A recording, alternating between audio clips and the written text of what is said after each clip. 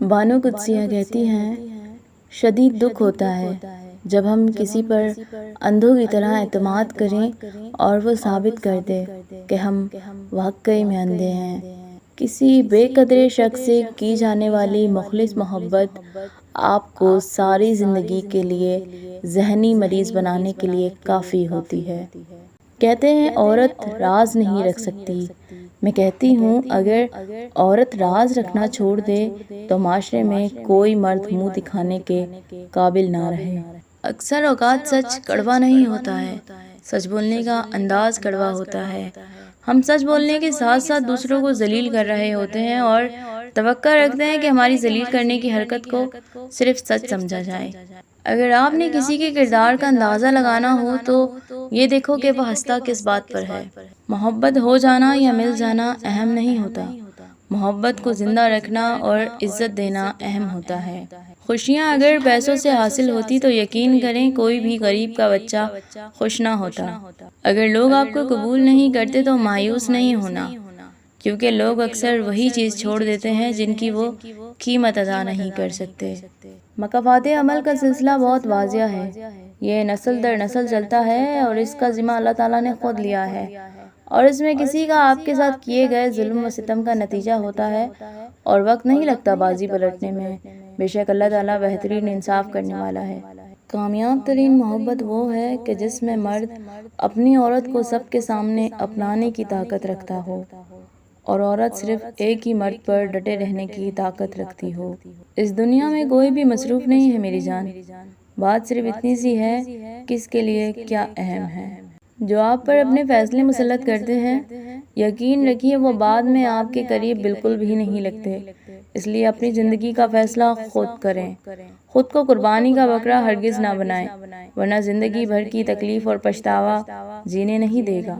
مرد بطخ کی مانند ہے، ہمیشہ اوپر سے پانی میں تیرتا ہے اور مچھلی کی طرح نچلے پانی میں نہیں جا سکتا۔ کبھی کبھی ایسا ہوتا ہے کہ زندگی ہر وہ چیز آپ کو لوٹا رہی ہوتی ہے جو کبھی آپ سے چھن گئی ہوتی ہے، بشمول محبت کے، لیکن آپ بے نیاز ہو چکے ہوتے ہیں۔ محبت اپنی مرضی سے کھلے پنجرے میں طوطے کی طرح بیٹھنے کی صلاحیت ہے۔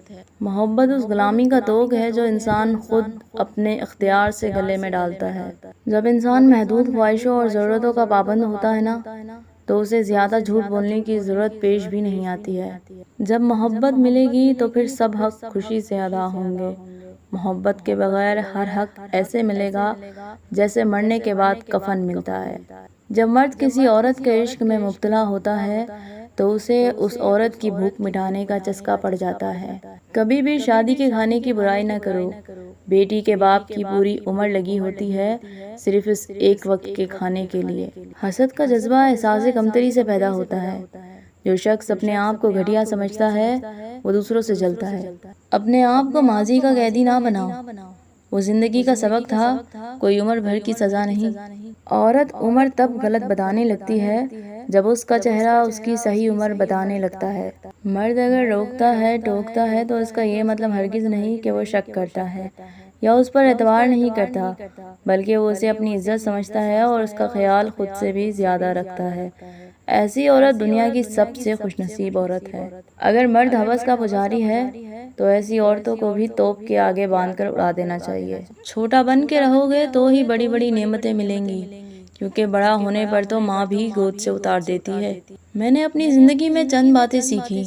ماں باپ کے علاوہ کوئی وفادار نہیں، عزت صرف پیسے کی ہے، انسان کی نہیں، غریب کا کوئی دوست نہیں بنتا۔ انسان جس شخص کے لیے مخلص ہو وہی اس کو دھوکہ دیتا ہے۔ لوگ اچھی سیرت کے بجائے اچھی صورت کو ترجیح دیتے ہیں۔ اچھا انسان مطلبی نہیں ہوتا، بس دور ہو جاتا ہے ان لوگوں سے جنہیں اس کی قدر نہیں ہوتی۔ رشتے توڑنا بہت آسان ہوتا ہے، سمجھداری یہ ہے کہ کچھ بھی ہو جائے درگزر کر کے محبت کو قائم رکھا جائے، ورنہ رشتہ ختم کرنے کا پچھتاوا آپ کو زندگی بھر سکون سے سونے نہیں دے گا۔ جب کوئی عورت آپ کو نظر انداز کر رہی ہو تو اس کا یہ مطلب نہیں کہ وہ آپ سے نفرت کرتی ہے، اس کا مطلب ہے اس کا دل دکھا ہے۔ کسی کو بھی یہ حق نہیں کہ وہ تمہیں جج کرے، وہ تمہیں نہیں جانتا کہ تم اپنے اندر سے کیسے حالات سے گزر رہے ہو۔ اس نے تمہارے متعلق کہانیاں سنی ہیں، مگر کبھی بھی وہ محسوس نہیں کیا جو تم اپنے اندر رکھتے ہو۔ لوگوں کو فرق نہیں پڑتا کہ آپ خوش ہیں یا نہیں، انہیں اس بات سے فرق پڑتا ہے کہ آپ نے انہیں خوش رکھا ہوا ہے یا نہیں۔ وہ لوگ جن کے پاس بولنے کو بہت کچھ ہوتا ہے، وہ عام طور پر مختصر ترین لفظوں کا انتخاب کرتے ہیں۔ جن لوگوں کو مان نہ رکھنا آتا ہو، وہاں الفاظ ضائع کرنے سے بہتر ہے انسان مسکرا کر خاموش ہو جائے۔ ایک طرف نفرت ہے جو چند لمحوں میں محسوس کر لی جاتی ہے، اور ایک طرف محبت ہے جس کا یقین دلانے میں ساری زندگی گزر جاتی ہے۔ جب اچانک دل اداس ہو جائے تو وہ روح مکمل کرنے کا لمحہ ہوتا ہے۔